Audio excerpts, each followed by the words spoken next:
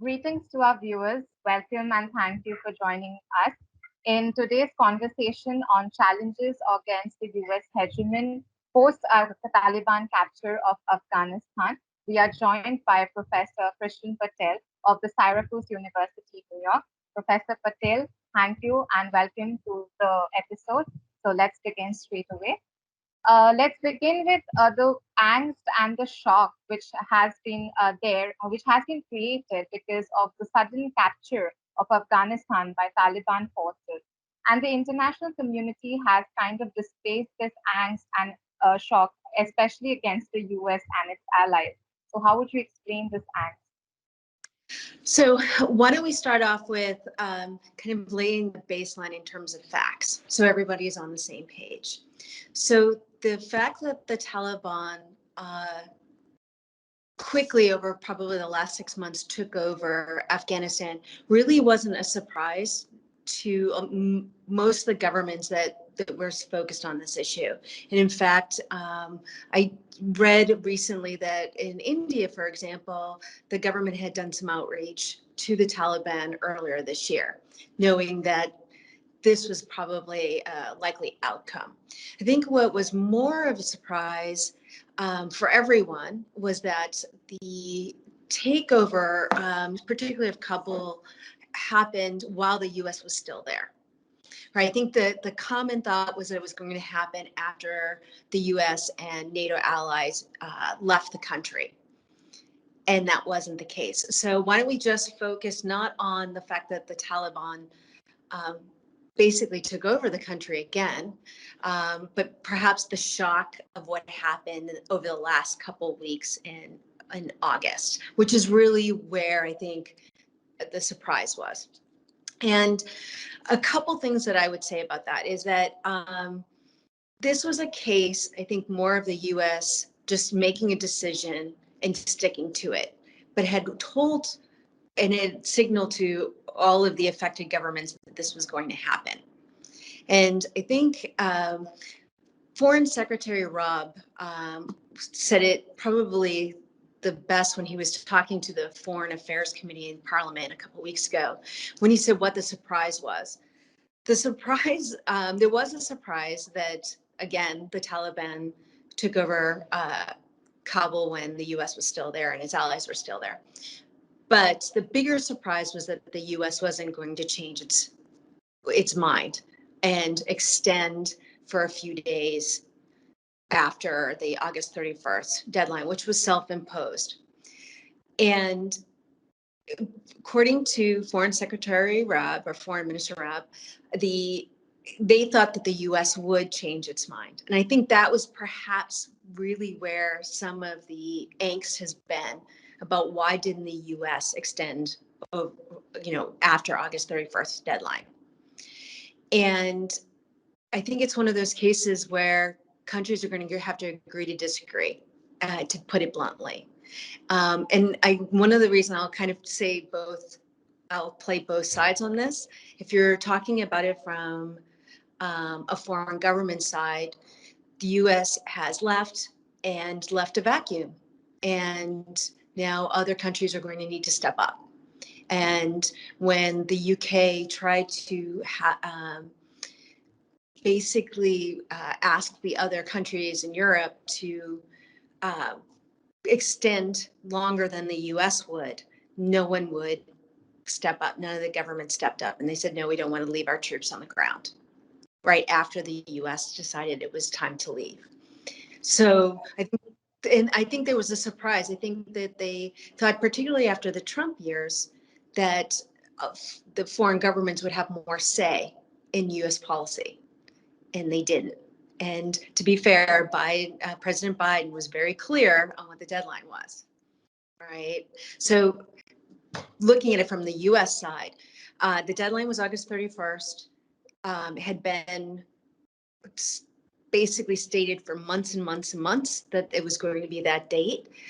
There's a rising risk for U.S. personnel and allied personnel on the ground with ISIS-K and with the situation going on. And remember, for months, 19 times, the U.S. government had warned people in Afghanistan to get out.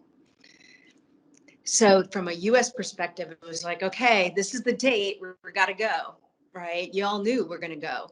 So that I think that's kind of where things stand right now. And if you read any of the polls in the U.S., there's widespread support in the U.S. for pulling out of Afghanistan, but a lot of angst internally within the country about the way it was handled in the last 48 hours or last couple of weeks in August. So it says that power is relative, and do you think that somewhere that US has kind of underestimated the statement because now we have like power centers emerging both regionally as well as globally? I don't think the U.S. underestimated the challenges in Afghanistan. And remember, the U.S. has lost, I want to say something like 2,200 U.S. troops and countless civilians in Afghanistan. They don't call Afghanistan, I think it's the graveyard of empires for nothing. so I don't think it was underestimated. I think what we're seeing though is that the U.S. has taken a good look at the situation, and President Trump and then President Biden have said, look, we're no longer going to be the world's police officer, right? We're no longer the world's cop. So this has to change. And I think we're seeing the U.S. not necessarily stepping back, but changing how it's going to play in the world politics and militarily. And I think there is an expectation that other governments are going to step forward. And it's okay if there's different power centers. That's not a bad thing. But with power comes responsibility, and it's not going to be shouldered by a few countries. So in the case of like Singapore or India or China, it's, if they become a power center, great. But then there's going to be responsibility for that as well. So moving on to the next question, where do you situate the Chinese here? Because there has been some extensions by the Chinese government to make some sort of friendly alliance with the Taliban. So do you think it's a game play by the Chinese government to confront the US? ډیر مهم او پیاوړی هیواد ده او د چین سره زموږ اړیکې ډېرې مثبت او ښې تېرې شوي دي. غواړو دغه مثبت او ښې اړیکې لا قوي او لا پیاوړې شي او یو د بل باندې د اعتماد.阿富汗得以摆脱外国的军事占领，阿富汗人民迎来国家和平与重建的新起点，阿富汗的历史翻开了新的一页。It could be. I don't know how smart that would be given what happened to the U.S., what happened to Russia, and then the British government before that. But I think it's really about internal politics. I don't think it's necessarily about the U.S. per se. Remember, China has a border with Afghanistan. China has concerns about terrorism within its own country. So it's probably trying to make some policies and agreement to protect its Western borders and southern borders. I think that the challenge here too for the Chinese is it hasn't had to worry about Afghanistan, right? The U.S. has been there, NATO's been there. They've kind of taken care of things. Well, we're not there anymore. The U.S. isn't there, and now other governments that have borders with with Afghanistan and are going to have to start making agreements with the Taliban and deal with them and not use the U.S. as a go-between. So speaking of that, do you think that somewhere modern democracies are under attack? Because, we do see a lot of inefficiency in terms of power and the grip on civil matters. So how would you situate the attack on modern democracies and what's happening in Afghanistan now? I would agree that modern democracies are under attack, but I don't think it has anything to do with Afghanistan.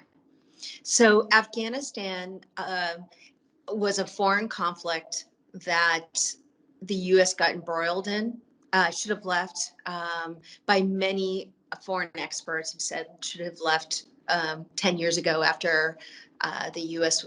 Captured and killed bin Laden, but it didn't. It stayed for 10 years. That would be a policy failure from a U.S. perspective.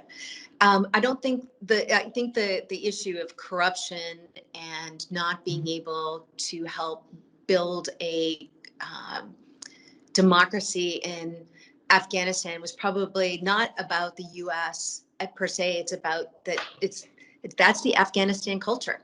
That's their country, and there's a rich culture there. But democracy is not something that they have ever adhered to, except right after the Soviet Union was there. Soviets had the same problems that the U.S. had, right? So if you were going to talk about the democracies being under threat, I think that's more, at least from a U.S. context, more of an internal issue as opposed to an external issue with Afghanistan, and that could be a whole separate conversation. But you see this phenomenon, in Latin America, in Hungary, and other countries, there is a threat, but it's internal. So lastly, I would just like to ask you that, the US and its hegemony, they do face certain sort of challenges. So how would you explain these challenges? And also, like in the present day context, do you feel that these challenges are strong enough to pose a threat to the supremacy of the US, which it has built over the past few years? Okay, so in terms of challenges, I think cyber threats, cyber crime is a big challenge for all countries, including the United States, because there have been attacks against the infrastructure here. There's a rising threat of China to pretty much the international order in terms of standards and the way forward. China has a lot of influence, and it's doing things like trying to influence the way what international standards are. And that has an effect of the US, right?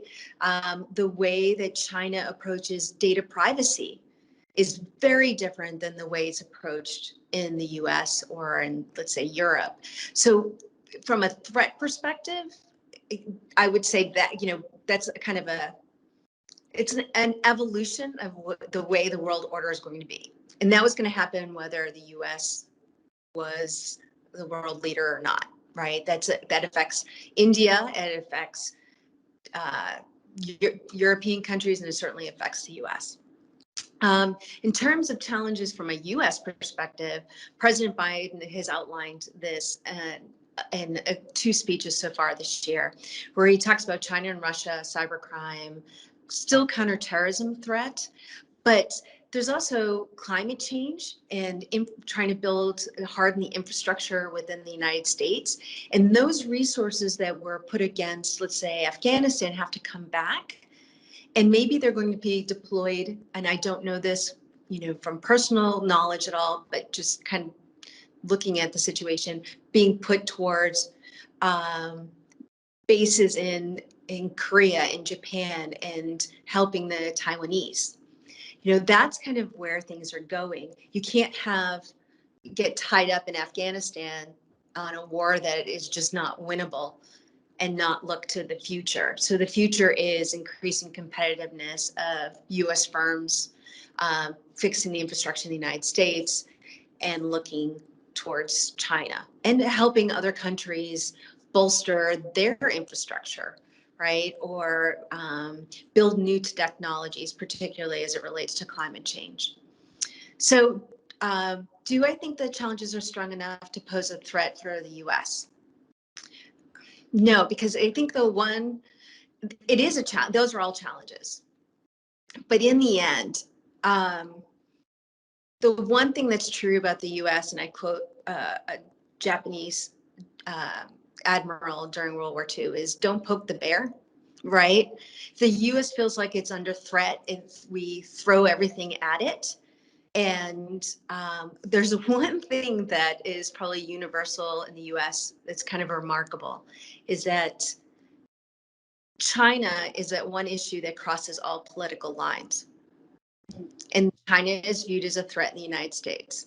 So therefore, there's going to be measures put in place to protect not just the U.S., but our allies, and make sure that there's some checks and balances. But, speaking as an American here, competition is not a bad thing. It's never viewed as a bad thing. We have this very competitive Darwinian approach to business, for example. And so it's always good to have a competitor who can challenge and force everyone and rise and basically make things better for everybody. Professor Patel, thank you so much for joining us. And don't forget to follow the Kootneeti for more updates on international relations and diplomacy. Thanks.